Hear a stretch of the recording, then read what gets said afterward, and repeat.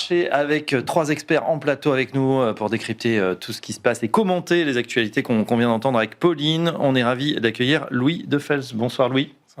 Directeur général responsable de la gestion collective chez Gay-Lussac Gestion. Bienvenue à vous. Stéphane Déo, bonsoir. Bonsoir. Vous êtes senior portfolio manager chez Eleva Capital, mais ce n'est pas tout. Vous êtes aussi un membre éminent de l'Éco à venir. Tout à fait. Un mot de l'Éco à venir. C'est un groupe d'économistes que nous avons formé il y a 1 an ou 2 et nous avons fondé une association où on essaye de vulgariser l'économie. Donc, elle est sur notre site web. Vous avez des podcasts qui essayent d'expliquer l'économie de manière non partisane. Très bien. Et donc, on essaye de participer au débat. Voilà, si on ne comprend rien à ce qui se dit sur Smart Bourse, on va voir du côté de l'Éco à venir. Mais bon, on va essayer d'être simple et de rester accessible pour tout le monde. Xavier Chapard, bonsoir. Bonsoir Fabrice. Vous êtes stratégiste chez LBP-AM. Bienvenue à vous.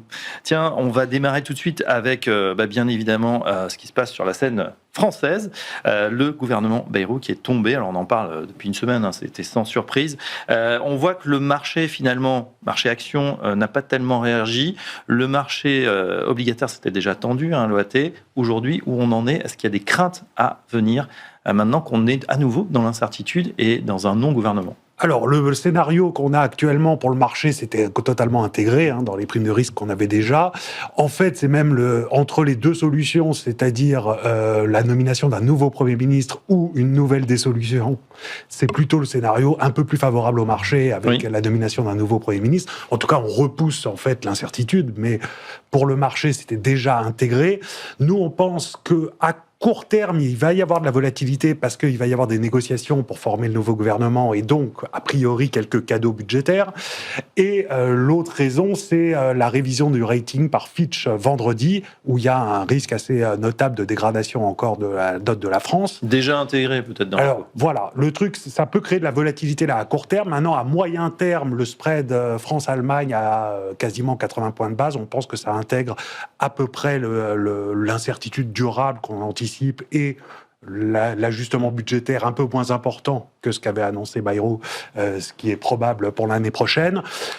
On ne pense pas qu'il y ait de risque de gros écartements supplémentaires. Voilà, en pensant que les scénarios du pire, c'est-à-dire une démission de Macron ou une sanction par la Commission européenne de la France, c'est très peu probable à court terme.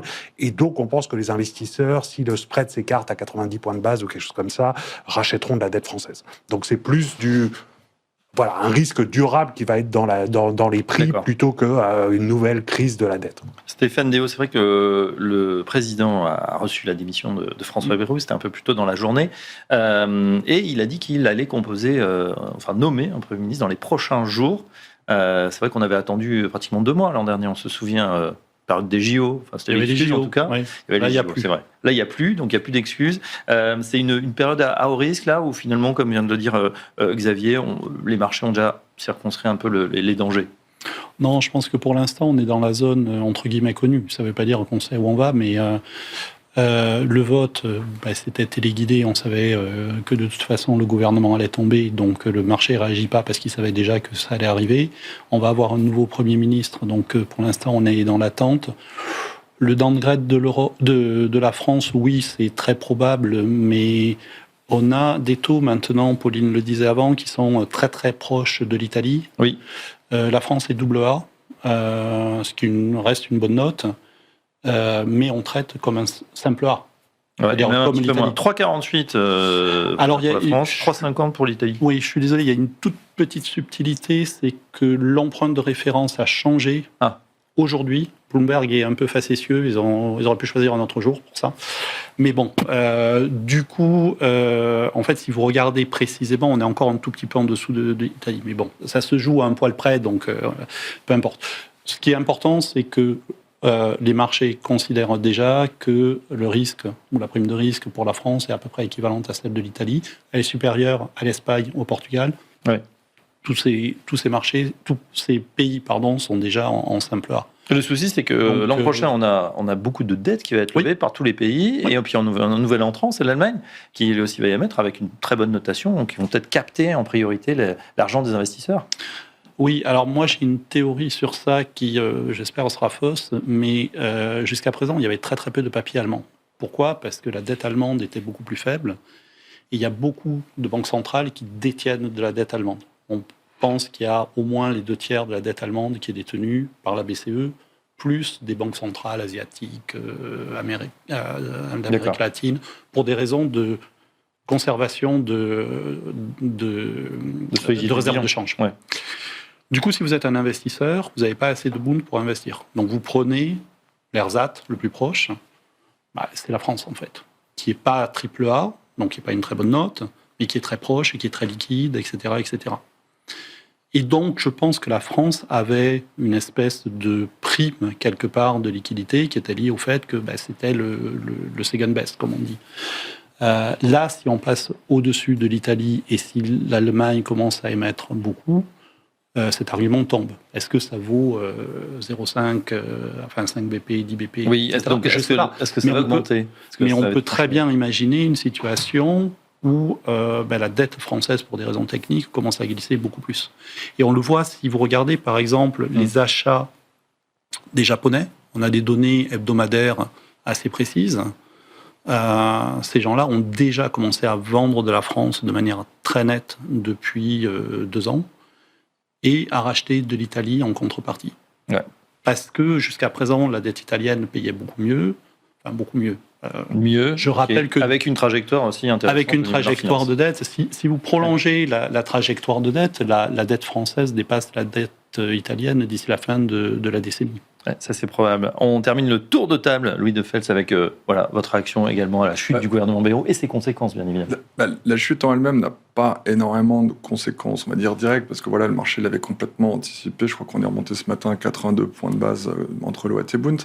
Mais plus que l'on voit, nous, depuis avril 2024, parce que vous savez, chez Gay-Lussac Gestion, on a des fonds, on est spécialisé sur les micro-small cap, donc on a un fonds Pure France, un fonds européen et même un fonds Monde. Et ce qui est vraiment pénible, c'est qu'en fait, c'est l'attentisme qu'il y a depuis la dissolution l'année dernière. On a vu énormément de flux sortants sur la classe d'actifs française pour aller vers l'Europe. Ça avait continué avec l'élection du président Trump.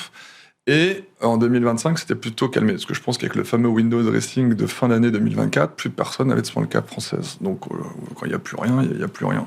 Donc, c'est vrai que c'était bien reparti. Enfin, les valeurs françaises avaient plutôt bien marché, les valeurs très locales, surtout avec la remontée de l'euro, c'était plutôt bénéfique. On disait enfin, les valeurs françaises qui avaient souffert, elles les exportent moins que les large cap. Et pour une fois, les valeurs small cap françaises étaient plutôt bien reparties. On s'était dit, c'est l'heure de la remontada. C'est l'heure de la remontada, et là, c'est assez pénible, parce que de nouveau, elles ont fortement sous-performé sur la fin du mois d'août. Et c'est vrai que vous regardez, le CAC 40 sous-performe l'Eurostoxx, le MSCI Small Cap France est très inférieur aussi. Et en fait, c'est une lente et longue sous-performance mois après mois. On aurait pu penser qu'il y avait une forte sous-performance le jour de la dissolution et puis après c'était un autre. Mais en fait, c'est une lente sous-performance jour après jour, mois après mois qu'on note. Donc ça, ce qui est assez pénible, c'est que là, maintenant la question à se dire, c'est est-ce que ça va continuer jusqu'en 2027, cette langue, et parce que la valorisation est extrêmement basse, mais là, malheureusement, la valorisation ne veut pas tout dire. Et c'est vrai que c'est pénible, c'est qu'on s'était dit, en 2024, c'est une année blanche pour rien. C'est vrai que l'année 24, en tout cas en France, il n'y avait pas de croissance de BPA, rien du tout. Là, de nouveau, vu ce qui se passe, il n'y en a pas de croissance de BPA non plus. Mais donc c'est vrai que c'est un peu pénible. C'est vraiment une année blanche. On le voit au niveau des sociétés, on pourra en parler plus tard. Certaines nous ont dit, 25, c'est un copier-coller 2024, il ne se passe rien, c'est mou. Mais les sociétés françaises vont bien, le français, il y a le taux d'épargne, pour en parler, va bien, mais c'est vrai, un vrai problème de confiance, de choc. Donc d'investissement. C'est un exemple criant que j'aime bien dire de temps en temps. Par exemple, c'est BNP, par exemple, grande banque française que tout le monde connaît, avait budgétisé son plus grand budget IT ever. Et le problème, c'est qu'avec les problématiques de Trump, avec toutes les problématiques de taxes, etc., et la politique française, mais finalement, le budget a été voté, mais ils n'ont pas complètement appuyé dessus. Donc c'est beaucoup de sociétés qui potentiellement sont prêts à réinvestir, ont les budgets, mais pour l'instant, ils sont plutôt passifs. Ouais, et bien sûr, ça ruisselle ou pas, notamment sur la cascade de sous-traitants, là, sur les marchés locaux. Xavier Chapard, c'est vrai que sur la croissance, là, plus fondamentalement, cette année blanche encore, parce qu'on part toujours d'une ambition, voilà, on se dit, allez, on va friser les 1,5%, et puis ça se dégrade, on arrive en fin d'année, c'est peau de chagrin, on est à 0,3, 0,4, avec les soubresauts qu'on a connus. Et ça risque de continuer pour la France, malgré ce qu'on anticipe comme étant un moteur allemand très important à partir de la fin de l'année. On a un assouplissement budgétaire allemand de 2 points de PIB d'ici la fin de l'année prochaine. Donc ça va soutenir la croissance allemande, mais ça devrait ruisseler assez nettement sur la croissance française. Ça ouvre la porte à faire un ajustement budgétaire plutôt récessif en France, vu qu'on a ce moteur allemand. Là, le problème, c'est qu'on risque de ne pas avoir l'ajustement budgétaire et en même temps de ne pas avoir la croissance parce que la confiance est impactée. Donc oui, le risque, c'est d'être dans l'attentisme jusqu'à 2027. En fait. Attentisme jusqu'à 2027. On est loin, je vous le disais juste avant l'émission, c'est vrai, du début d'année qui était assez euphorique. On avait peut-être chaussé un peu trop vite les lunettes roses. On anticipait la fin des hostilités entre la Russie et l'Ukraine, avec Trump qui arrive au pouvoir. Voilà, c'était l'Europe qui bénéficie de flux, qui était en train de revenir aussi sur les marchés. L'Allemagne, vous l'avez dit, évidemment, qui desserrait le cordon de la bourse et investissait massivement. Bref, tout ça, on nous promettait une Europe flamboyante et bien sûr la France. Et on a l'impression que patatras, tout s'est écroulé comme un château de cartes en quelques mois. Stéphane Déo, qu'est-ce que vous en pensez ? Je ne suis pas d'accord avec l'idée que tout s'est écroulé, parce que si vous regardez la performance de l'Eurostock ou même du CAC 40 depuis quelques mois, c'est très médiocre, mais c'est plat. En fait, effectivement, on a eu une énorme progression des bourses sur les 3 premiers mois, ouais. Et puis on est arrivé à une espèce de niveau d'étiage sur lequel on bouge pas. Pourquoi il y a eu cette très belle performance en début d'année ? Je pense qu'il y a 2 raisons. Les valorisations étaient, je pense, déraisonnables. Enfin, nous, on est sortis. Comme disait Louis on est sortis des États-Unis parce que c'était beaucoup trop cher pour revenir sur l'Europe. Parce qu'il y avait des choses qui n'étaient pas raisonnables. Ouais, sans refaire le match dans le rétroviseur, ouais. Est-ce qu'aujourd'hui, vous pensez qu'on fait le mouvement inverse ? C'est-à-dire, on se dit, sur la France, il y a un risque supplémentaire, on y voit un petit peu moins, l'Europe aussi, ça paraît compliqué. Malgré des valorisations, alors toujours au plus haut aux États-Unis, coup, les investisseurs, ils sont en train de se retirer un peu de ce marché européen. Oui, on commence à voir ça. On commence à voir les étrangers qui sortent, et on le voit sur le secteur bancaire qui a souffert par moment, parce que les étrangers ont beaucoup joué la reprise européenne avec les banques. L'idée, c'est que si vous avez le plan de relance dont vous parliez allemand, il va y avoir aussi du crédit, le PIB va progresser, et un des secteurs qui devrait suivre, c'est les banques. Donc c'est un peu le symptôme d'étrangers qui viennent et qui jouent la reprise européenne, et là qui sont en train de repartir petit à petit. Après, une fois de plus, il faut, comme toujours sur les marchés, ça dépend où est-ce qu'on met le curseur. Effectivement, on était beaucoup trop pessimiste à la fin de l'année dernière. On a remis le curseur peut-être un petit peu trop haut. On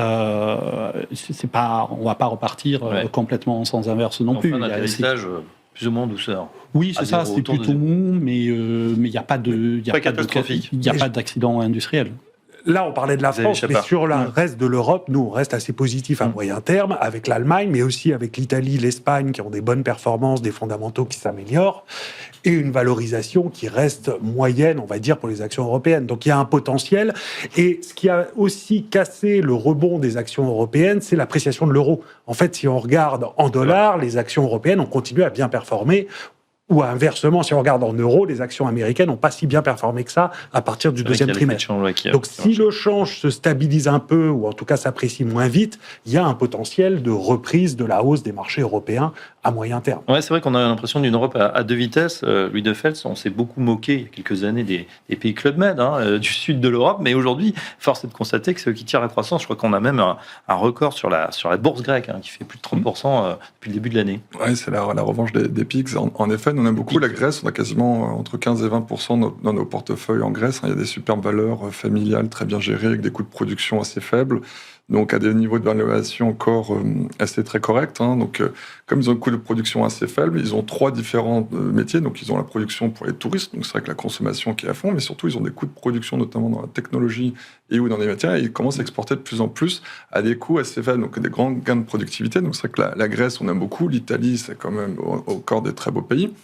Mais sinon, pour prendre un peu plus de hauteur sur l'Europe, il faut quand même regarder que même, comme aux États-Unis, pourquoi les États-Unis sont très chers? Parce que c'était les seuls à avoir de la croissance de bénéfices par action. Bon, vous me direz, c'est grâce aux 7 magnifiques, parce que si vous retirez les 7 magnifiques, le S&P 493, c'est comme le stock 600, il n'y a pas de croissance de bénéfices par action depuis 3 ans. Voilà, 23, 24, 25, il n'y a pas de croissance de bénéfices. Il y en avait en Europe, mais voilà, comme vous l'avez dit, avec l'euro qui remonte, il y a plus de croissance de bénéfices par action à attendre en Europe. Mais donc ça, c'est au niveau des bénéfices par action. Donc maintenant, on peut se dire, le plan allemand, c'est une vraie bonne nouvelle. Je pense qu'en effet, 2 points de PIB de relance, c'est vraiment énorme. Et évidemment, ça va ruisseler sur la France, qui est le premier partenaire, mais aussi sur le reste de l'Europe. Donc voilà, donc maintenant, ce qu'il faut faire, c'est quelle va être la croissance de bénéfices par action pour 2026, au moment où les États-Unis, eux, sont peut-être arrivés au pic de leur croissance des bénéfices par action. Parce qu'il ne faut pas oublier que ça fait depuis 2014 que les US, eux, sont en train de croître en faisant du déficit. Ça y est, le président Trump l'a refait encore avec son triple B. Il a remis une dernière couche. Mais voilà, il y a un moment, mais jusqu'à quand? Et aujourd'hui, il ne faut pas oublier que c'est le consommateur américain qui prend en plein pot les tarifs douaniers. Donc à un moment, là on voit sur pas mal de publications, il y a un moment, ils ne peuvent plus augmenter les prix ou plus du tout passer aux consommateurs américains, et ça va finir par faire mal, parce que le premier semestre, au final, on a été plutôt réassurés, parce qu'on pense que les chiffres sont plutôt assez bons, parce qu'il y a eu énormément, au final, des achats d'anticipation, de surstockage. Et ce qui va se passer, je pense que le T3 et T4, ça va être beaucoup plus compliqué que ça aux États-Unis. Et je pense que comme les gens ont été massivement boules sur les US depuis des années, peut-être que pour la première fois, il va y avoir un flux qu'on appelle de répatriation. Donc voilà, c'est vrai que tous les Européens étaient sur les US, parce que maintenant, le problème, c'est comme on a l'euro qui est contre nous, l'euro-dollar, voilà, on était quasiment à parité, on a un 17 aujourd'hui. Nous, on pense qu'on peut monter à 1,20, même à 1,25, parce que voilà, notamment grâce au plan allemand, on pense que la différentielle de taux d'intérêt entre les US et l'Europe vont se réduire. Donc c'est-à-dire, voilà, on est encore à 4,05 et à quasiment 2,5, je crois, sur le Bund. Donc si ça se réduit, il n'y a pas de raison que l'euro ne continue pas de progresser. Donc 1,25, vous voyez, l'euro... Entre 1,25, en fait, ce qui compte, c'est la direction. C'est toujours très difficile de faire des prévisions. Mais en tout cas, il n'y a pas de raison aujourd'hui que l'euro ne s'arrête pas en si bon chemin, sachant que les taux allemands, il n'y a pas de raison qu'ils baissent parce qu'ils font un énorme plan de relance. Et en ce moment, les États-Unis, eux, il y a un moment avec la dette qu'ils ont, on va arriver un peu à la fin de cycle aux États-Unis qui a été à chaque fois prolongé. Donc c'est pour ça que l'Europe devrait, en relatif, être bien mieux, avec des croissances de bénéfices par action en 2026. Et normalement, quand l'euro remonte, c'est très bon pour notre classe d'actifs small cap. Ah bah écoutez, on le verra. Ça fait longtemps qu'on met une remontée des small mid cap. Depuis le début de l'année, ça marche quand même un peu mieux au niveau européen, pas au niveau français, mais au niveau européen, les small caps ont quand même mieux. Il a fallu attendre longtemps. Mais bon, c'est mieux qu'avant. Tiens, on reste aux États-Unis, justement. On vient d'apprendre ce chiffre de révision. L'économie américaine qui a créé 911 000 emplois de moins au cours des 12 derniers mois jusqu'en mars, ce qui avait été estimé précédemment. Alors, est-ce que ça va faire du dégât du côté de celui qui va annoncer la mauvaise nouvelle, puisqu'on sait que Trump avait déjà limogé le précédent patron du département de travail. Stéphane Déo, comment cette lecture-là, c'est vrai que ces chiffres, c'est pas évident à comprendre. On a des chiffres qui sont annoncés, on s'en réjouit ou pas, et puis il faut les réviser. Et là, c'est plutôt la soupe à la grimace. Donc, entre le ralentissement, les tarifs qui impactent le consommateur et maintenant moins d'emplois, même si on est à des taux quand même assez intéressants, est-ce que l'économie américaine est en train de caler ? Alors, d'abord, le responsable des statistiques ne va pas se faire virer parce qu'il s'est déjà fait virer, c'est un ami de Trump à la place, et Bessent a expliqué que c'était les chiffres de Biden qui étaient faux, et donc de ce point de vue-là, il n'y a pas de problème. Je pense que plus sérieusement, ce qui est en train de se passer, c'est qu'on a clairement un ralentissement du marché de l'emploi. C'est-à-dire qu'on était sur un rythme au début de l'année dernière de 200 000 créations par mois. Là, on est au-dessous de 50 000, donc tendanciellement, on va vers zéro. Et donc, si vous regardez le consensus des économistes, ils vous disent atterrissage en douceur, vous avez une croissance qui tend vers zéro, et puis voilà. Moi, j'ai un gros problème avec cette histoire-là, c'est que l'atterrissage en douceur, on me le promet à chaque cycle, il n'arrive jamais. Vous regardez les États-Unis, c'est assez marrant, je ne sais pas si c'est le terme, mais vous avez toujours de la croissance au-dessus de 1%, voire très au-dessus. soit vous avez une récession à -1, voire très en dessous. Ils ne savent pas faire un atterrissage en douceur. Et donc, soit on raconte une histoire où ça se stabilise, le consommateur américain, il y a un effet richesse qui est absolument pharaonique, continue à consommer, il y a des effets d'investissement avec le nouveau budget, avec l'intelligence artificielle, etc. Et on repart sur la fin de l'année et tout va très bien, Madame la Marquise. Soit il y a un décrochage, et là, c'est récession. Mais là, c'est pas du tout atterrissage en douceur, la récession. Non, mais c'est ce que je dis. C'est ce que je dis. C'est que moi, j'ai un peu l'impression que tous les économistes en atterrissage en douceur, en se disant, si ça tient, je réviserai à la hausse. Si ça se casse la figure, je réviserai à la baisse. Ouais. Et du coup, je serai jamais trop loin de la vérité. Mais alors, c'est pas parce que c'est jamais arrivé que ça arrivera jamais. Mais je pense qu'il y a vraiment. On est vraiment à un point où il faut choisir son camp et décider dans quelle direction ça part. Moi, j'ai plutôt l'impression que ça va tenir. Bon, sachant qu'on a quand même un pilote dans l'avion pour éviter le crash, c'est la banque centrale, la Fed, dont M. Trump là aussi estime qu'elle n'est pas assez agressive, en tout cas dans sa baisse des taux. Jay Powell, là, il commence quand même à avoir la pression. On sait, voilà, vraisemblablement la semaine prochaine, il va quand même appuyer sur le bouton et faire cette première baisse des taux qui est attendue. Oui, il a la pression depuis en fait les derniers chiffres d'emploi à partir du mois de juillet en fait où on a vu le gros ralentissement de l'emploi. Il a annoncé, quasiment préannoncé à Jackson Hole en août qu'il baisserait les taux de 25 points de base la semaine prochaine. La question maintenant, c'est de savoir est-ce qu'il va baisser de 50 points de base les taux dès la semaine prochaine, vu les dernières révisions d'emploi encore plus faibles. Je pense que les chiffres ne sont pas encore assez faibles pour qu'il baisse de 50 points de base tout de suite. Par contre, c'est possible que le discours de la Fed la semaine prochaine soit plus accommodant et prépare encore plusieurs baisses de taux d'ici la fin de l'année. Sachant que la semaine prochaine, on va avoir la mise à jour du dot plot, là où tous les membres de la Fed indiquent combien de baisses de taux ils prévoient d'ici la fin de l'année. Donc on va voir s'ils en prévoient une de plus ou deux de plus. Ce qui est sûr, c'est que la Fed commence à rebaisser les taux alors qu'elle était en pause depuis le début de l'année. Ça va plutôt dans le sens d'un scénario où l'économie américaine tiendrait grâce à la Fed et grâce à la relance budgétaire l'année prochaine. Là, en fait, le gros risque pour nous, c'est l'inflation. Et les chiffres d'inflation qu'on va avoir jeudi. A priori, si on a bien une réaccélération de l'inflation à cause des droits de douane, même si c'est temporaire, limité, tout ça, ça limite quand même la capacité de la Fed à baisser les taux. D'accord. Donc, ce qu'on pense, c'est qu'elle va baisser les taux. Là, aujourd'hui, on a des taux encore à 4,3% aux US. On peut les baisser jusqu'à 3,5% sans problème. Pour aller en dessous de ça, ça peut être plus difficile à cause de l'inflation. Il faudrait qu'il y ait justement un problème sur l'économie plus grave, récession. C'est vrai qu'aujourd'hui, les économistes se battent vraiment, notamment sur l'inflation, en disant est-ce que le choc inflationniste est en effet temporaire, etc., ou il va être beaucoup plus structurel. Mais c'est vrai que nous, chez Gulsac Gestion, on pense que c'est juste temporaire, mais surtout que ça va avoir un impact sur la demande. Donc si on anticipe la dérivée seconde, c'est-à-dire à plus long terme, les taux devraient baisser tout de suite. C'est pour ça que c'est un peu la thématique de Goldman Sachs qui a 3 baisses de taux. Bon, maintenant, le marché s'est mis, ce que je vous rappelais au début d'été. Goldman avait déjà 3 baisses de taux, on n'attendait qu'une baisse de taux. Finalement, avec les derniers chiffres de l'emploi, c'est repassé à 3. JP Morgan attendait quasiment 4, et ça allait beaucoup plus vite. C'est un peu ce que Stéphane disait, c'est que malheureusement, quand on baisse le taux doucement pour arriver en douceur, ça n'arrive jamais, on est beaucoup trop en retard dans le cycle, et c'est ce qui fait baisser le marché. Donc c'est pour ça que le président Trump n'arrête pas de dire il faut baisser les taux beaucoup plus vite. Là-dessus, je peux un peu le reconnaître quand vous êtes un peu en fin de cycle. Et le problème, c'est que le marché s'oppose sur ces... C'était il y a quelques temps, et là, c'est vrai que j'ai l'impression que ça a basculé, parce qu'on est quasiment passé de 4,40 à 4,05. Là, on est sur des points techniques, mais c'est vrai que le marché, la pente était complètement repentifiée. C'est pour ça que tout le monde achetait du 2,5 ans sur la courbe US pour pouvoir baisser les prix en taux. Et ce qui est intéressant, c'est maintenant peut-être de jouer des courbes un peu plus longues sur les États-Unis. Racheter du 10 ou du 30 ans, on était encore à 5% il y a peu de temps. C'est là où je pense qu'il y a pas mal de création de valeur à avoir sur le marché des trésors américains. Ouais, en tout cas, cette perspective de baisse des taux, c'est ça qui propulse le marché en ce moment.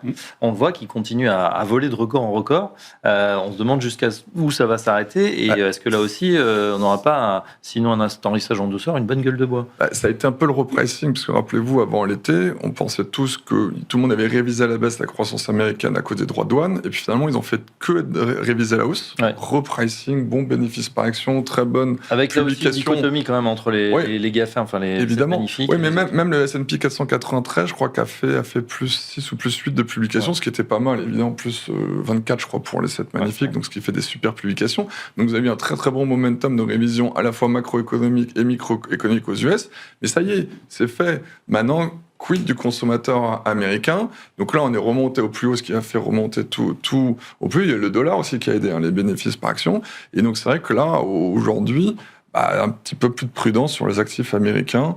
Et c'est pour ça qu'on préfère largement, ça c'est consensuel, je pense, autour de la table, les actifs européens, où il y a un vrai plan de relance, notamment budgétaire, alors qu'aux États-Unis, c'est vrai qu'il y a une relance budgétaire, mais qui est complètement dépassée par les impacts de guerre fiscale. Ouais, il a beau jeu, Trump, d'engueuler Jay Powell, parce que c'est un peu le pompier pyromane.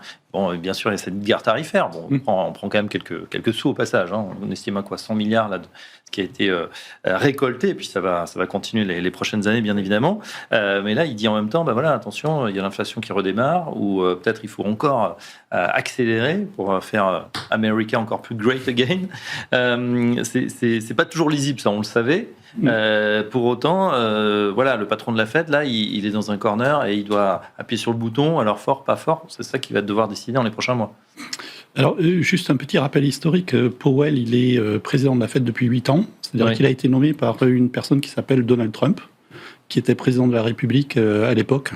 Donc maintenant, c'est assez cocasse de le voir expliquer que c'est pas le bon, etc., etc. C'est pas le bon. Mais il a changé. Oui. Moi, je trouve que Donald a très bien joué, paradoxalement. Ouais. Vous l'appelez Donald maintenant. Oui, le Donald.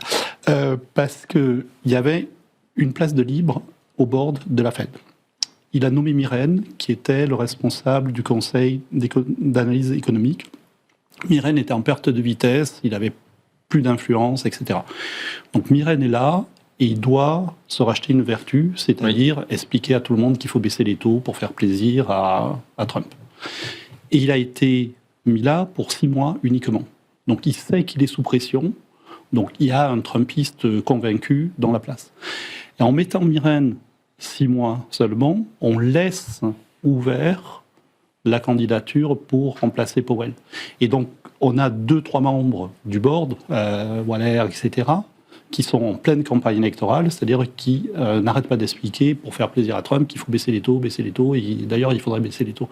Donc, en fait, alors, je ne suis pas sûr que ce soit une très très bonne idée pour le long terme, parce qu'en termes d'indépendance de la Fed, etc., c'est ça, l'indépendance en question. On peut poser quelques questions, mais à court terme, en fait, il a réussi à complètement phagocyter le board de la Fed. C'est très malin. Et donc, Powell, effectivement, comme vous l'avez dit, s'est retrouvé dans un corner parce qu'il est devenu minoritaire. Ouais. Et donc, il va être obligé de baisser les taux. Après, est-ce qu'il faut baisser les taux de manière agressive ? Le Bitcoin est au plus haut, le Nasdaq est au plus haut, le S&P est au plus haut, l'or est au plus haut, les taux longs sont quand même assez élevés, l'inflation est à 3 alors que l'objectif c'est 2, elle a plutôt tendance à accélérer. Je ne suis pas sûr qu'il y ait une urgence folle à baisser les taux. Mais ça, c'est mon point de vue. Ouais. Donc, Jay Powell va peut-être résister encore quelques mois. On verra. Là, il a gagné du temps. En pouvant baisser les taux 2 ou 3 fois d'ici la fin de l'année, il est sur la trajectoire de baisse de taux. Donc, il devrait calmer un peu la pression politique sur la Fed. Et en même temps, comme les taux étaient très élevés, c'est raisonnable, d'un point de vue économique, de ramener les taux vers des niveaux un peu plus bas. Après, ça sera plutôt l'année prochaine et à la fin du mandat de Powell, qui est en mai de l'année prochaine, où là, la Fed devra montrer si elle baisse les taux vraiment de façon indue très bas pour aider Donald Trump, ou si elle s'arrête et qu'elle reste avec des taux relativement élevés pour limiter les risques inflationnistes. Très bien. On va passer à notre page allocation. Qu'est-ce qu'on fait en cette rentrée ? Voilà, avec une rentrée politique chargée, peut-être certaines inquiétudes. Est-ce qu'on réduit la voilure sur la France ? Est-ce qu'on augmente l'Europe ? Est-ce qu'on baisse les États-Unis qui sont très chers ? Qu'est-ce qu'on fait en ce moment ? Est-ce qu'il y a eu des changements dans vos allocations, messieurs ? On commence avec vous, Xavier Chapard, chez LBPM. Alors nous, on pense qu'il faut encore être très diversifié, vu que l'incertitude sur les scénarios, que ce soit aux États-Unis ou en Europe. il faut rester investi, mais diversifié. Et c'est à l'intérieur de chaque classe d'actifs qu'on fait des choix. Donc, notamment en Europe, on préfère les taux plutôt courts aux taux longs à cause des émissions allemandes et des autres pays qui vont augmenter beaucoup. Oui. Au contraire, aux États-Unis, les baisses de taux sont déjà pas mal pricées, et on pense que les taux longs offrent des rendements plus attractifs et permettent de se protéger si on a un ralentissement trop fort de l'activité américaine. Et sur les actifs risqués, là aussi, on reste diversifié. Et en fait, ce qu'on préfère, c'est le crédit investment grade qui offre encore un portage raisonnable et avec des risques limités. Donc les entreprises bien notées. Voilà. Parfait. Stéphane, Déo. Nous, on reste investis parce que nos indicateurs restent relativement constructifs. Sur l'Europe, vous l'avez dit, la croissance ne va pas être extraordinaire, mais il y a de la visibilité et il y a très clairement une accélération. Paradoxalement, le plan allemand était négatif pour moi à court terme parce qu'il s'est accompagné de hausses de taux.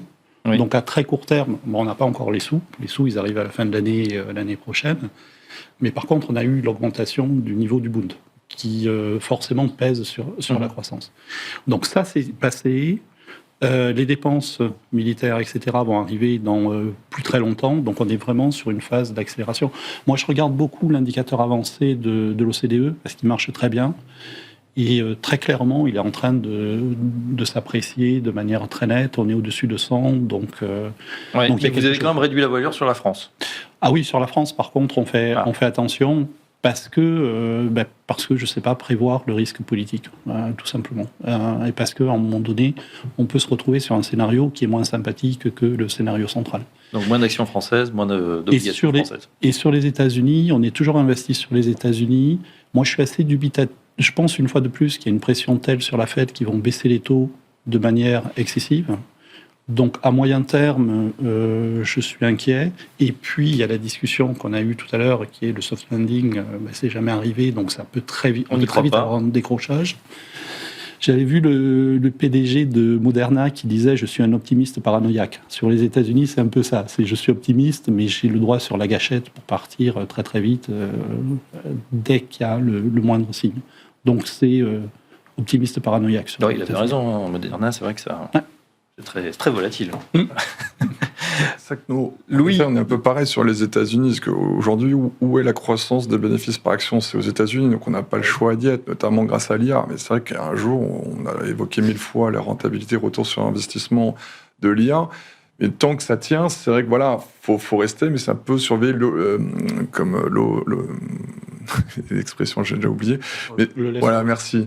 Ça peut être intéressant, ça peut repartir très vite. Mais pour l'instant, tant que le momentum est là, le marché est super momentum, donc il n'y a pas de raison, mais à surveiller de près. En revanche, comme nous, on a un scénario avec une forte remontée de l'euro, c'est vrai qu'en tant qu'Européen, si vous êtes investi aux États-Unis, vous avez ce que vous pouvez gagner sur l'action, vous le perdez sur le change. Donc attention quand même.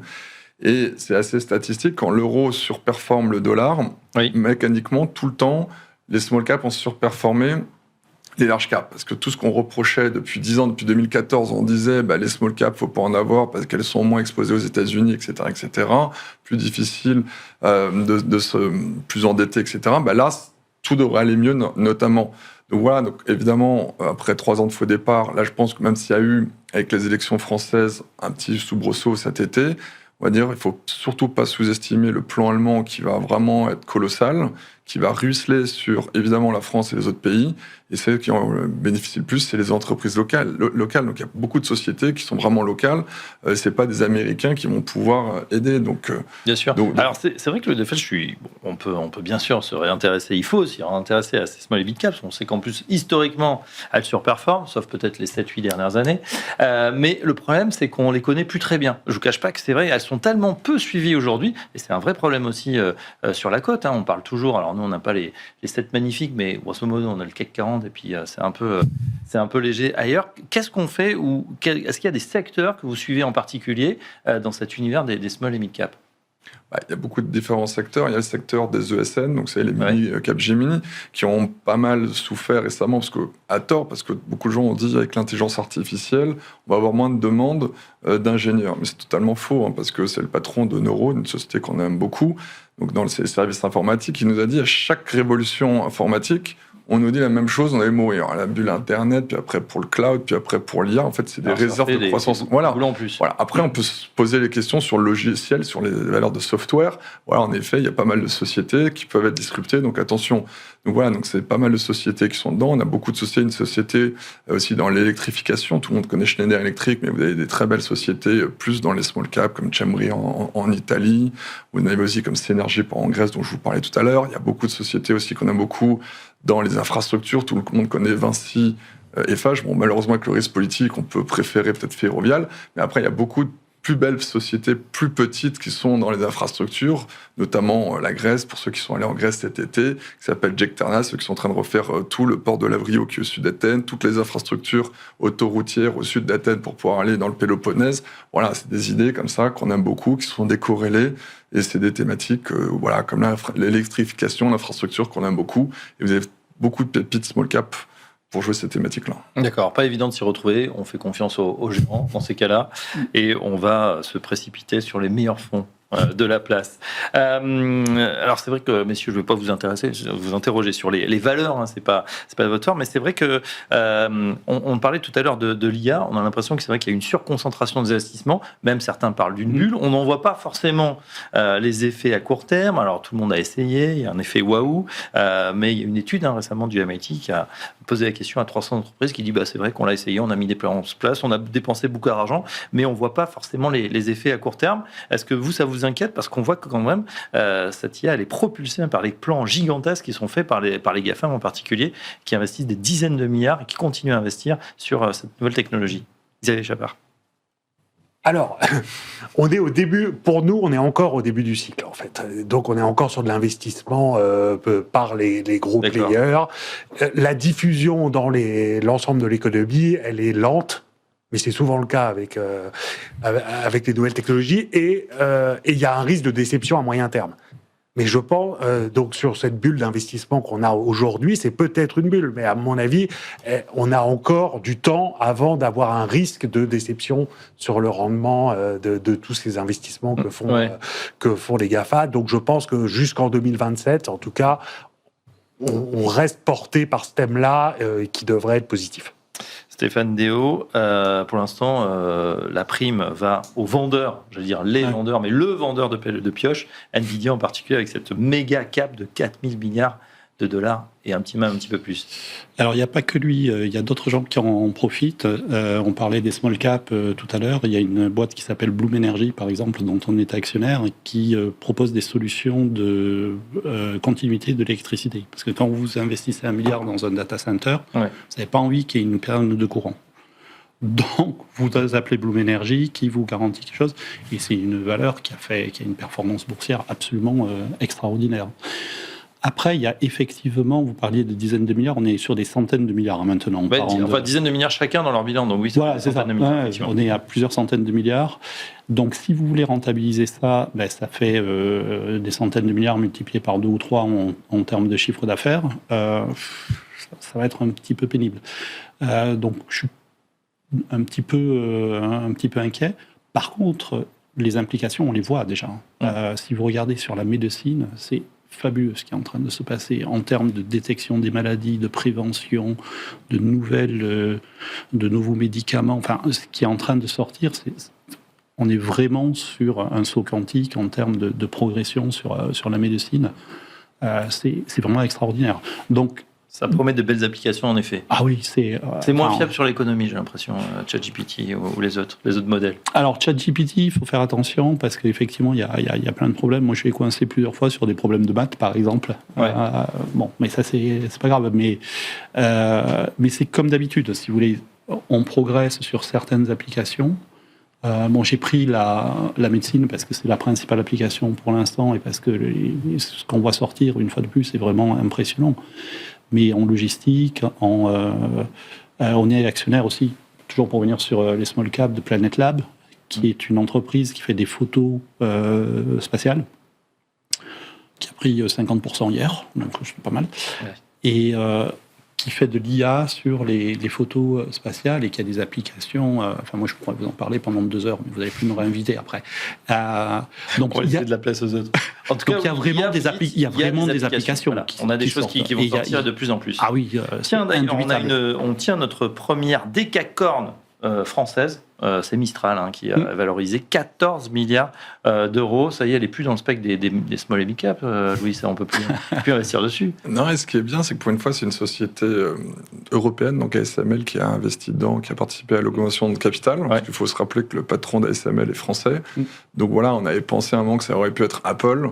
Donc voilà, ne boudons pas notre plaisir pour une fois qu'on a une belle, pas licorne, donc comment vous appelez ça ? Décacorne, parce que c'est 10 fois 1 milliard, même 14 fois. Voilà. Je connaissais pas, donc voilà. Donc, non, c'est une vraie bonne nouvelle pour l'écosystème européen pour une fois. Ouais, effectivement. Bon, et l'intelligence artificielle est utilisée bien sûr par les plus petites valeurs, enfin ils en mettent aussi, ou est-ce que c'est le buzzword pour aller grossir sa valorisation, comme il y avait avant data center, etc. Dans les small cap, voilà, il y en a quelques-unes, mais pour le moment, c'est vrai que la plupart des très belles valeurs liées à l'IA sont toutes aux États-Unis. Après, voilà, il y a des dérivés secondes comme les data centers, il y a pas mal d'autres valeurs. Mais voilà, après, pour l'instant, nous, on préfère jouer en l'IA à travers, on en a parlé un peu tout à l'heure, l'électrification. Voilà, c'est une valeur, tout le monde connaît Schneider, mais ça va être des investissements colossaux jusqu'en 2030, juste pour pouvoir intégrer toutes les nouvelles capacités qui vont arriver. Et intégrer tout ça. Bon, très bien. Voilà ce qu'on pouvait dire ce soir, en tout cas, sur cette planète marché, cette planète finance. Merci à Stéphane Déo, Eleva Capital et membre de l'Éco à venir. Louis Defels, merci également pour Gay-Lussac Gestion et Xavier Chapard pour LBP AM. Dans un instant, on continue, on va s'intéresser aux obligations au rendement. À tout de suite dans Smart Bourse.